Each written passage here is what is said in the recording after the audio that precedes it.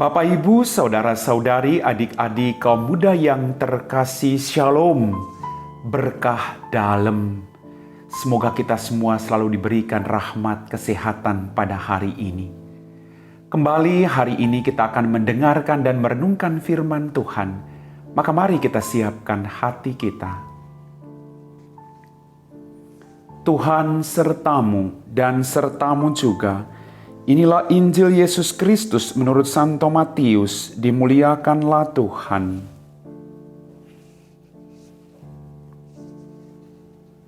Sekali peristiwa, ketika Yesus sedang berbicara dengan orang banyak, ibu dan saudara-saudaranya berdiri di luar dan berusaha menemui dia.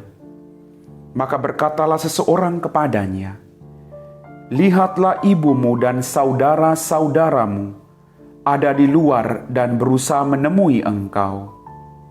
Tetapi Yesus menjawab katanya, "Siapakah ibuku? Dan siapakah saudara-saudaraku?" Dan sambil menunjuk ke arah murid-muridnya ia bersabda, "Inilah ibuku, inilah saudara-saudaraku. Sebab siapapun yang melakukan kehendak Bapa-Ku di surga, dialah saudaraku, dialah saudariku, dialah ibuku." Demikianlah sabda Tuhan. Bapak, Ibu, saudara-saudari, adik-adik kaum muda yang terkasih. Dalam Injil Matius yang barusan kita dengar, ada seseorang yang berkata kepadanya, "Lihat ibumu dan saudara-saudaramu ada di luar dan berusaha menemui engkau." Tetapi kemudian Yesus menjawab, "Siapakah ibuku? Siapakah saudara-saudaraku?"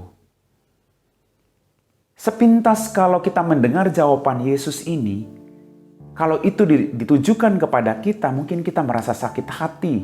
Karena seakan-akan Yesus tidak mengenal kita. Padahal kalau mau kita renungkan secara baik, Yesus sangat mengenal siapa ibunya dan siapa saudara-saudaranya. Mereka adalah orang-orang yang selalu setia mendengarkan dan melakukan sabda Tuhan dalam kehidupannya. Yesus tahu siapa Bunda Maria. Dia mendengar kehendak Allah dan dia melakukan itu. "Terjadilah padaku menurut perkataanmu." Maka Yesus juga mengajak Anda semua dan saya, para pendengar sejati Yesus, kalau kita mau menjadi saudara-saudari Yesus atau ibu Yesus, pertama-tama kita harus mendengarkan dan melakukan firman-Nya dalam kehidupan kita sehari-hari.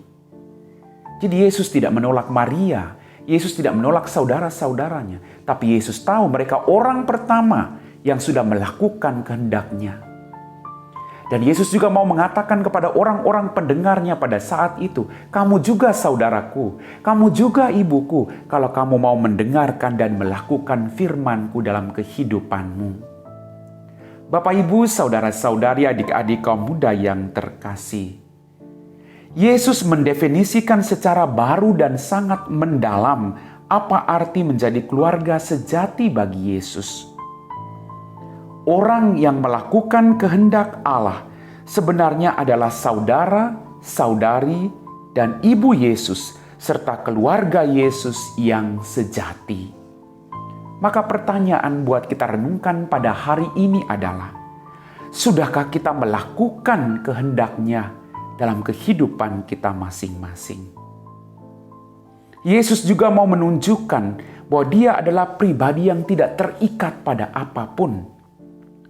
Baik itu hubungan darah, persahabatan, materi, ambisi-ambisi, dan kecenderungan-kecenderungan apapun.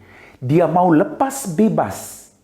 Dan Dia hanya datang untuk melakukan kehendak Bapanya di surga. Visi Yesus adalah melakukan kehendak Bapanya di surga.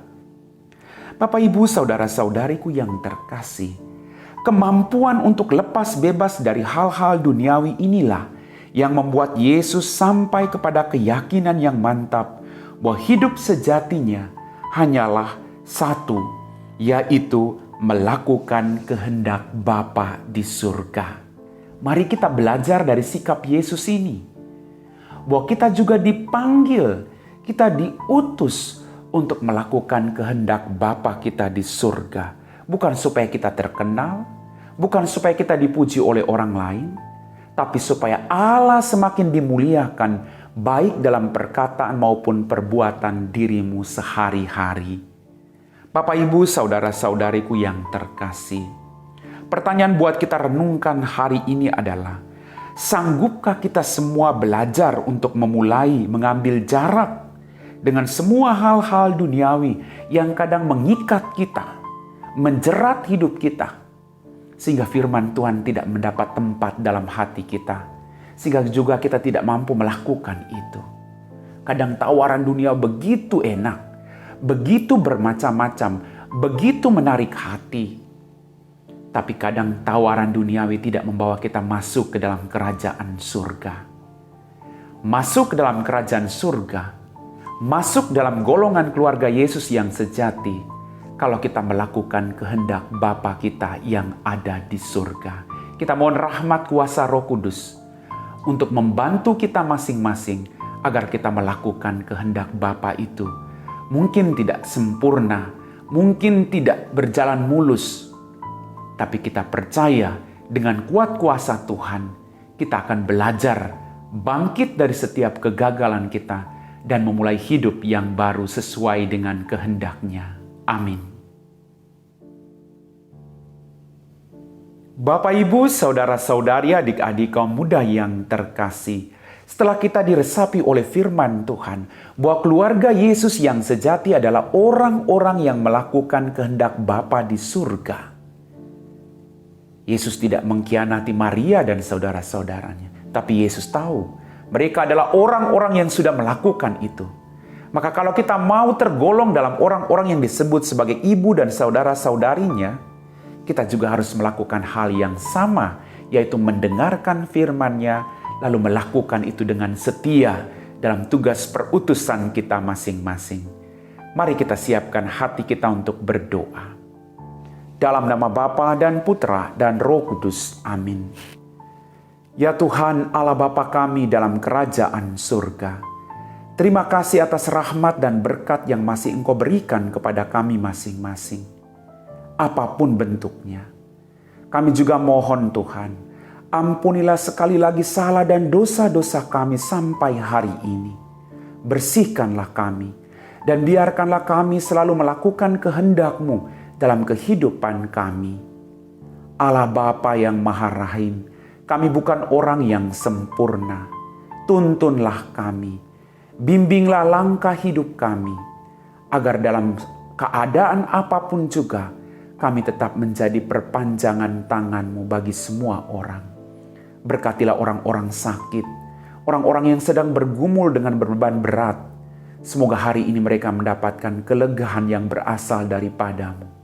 Kami puji Engkau Bapa, kini dan sepanjang segala masa. Amin. Tuhan serta-Mu dan serta-Mu juga. Semoga kita sekalian diberkati oleh Allah yang Maha Kuasa, dalam nama Bapa dan Putra dan Roh Kudus. Amin.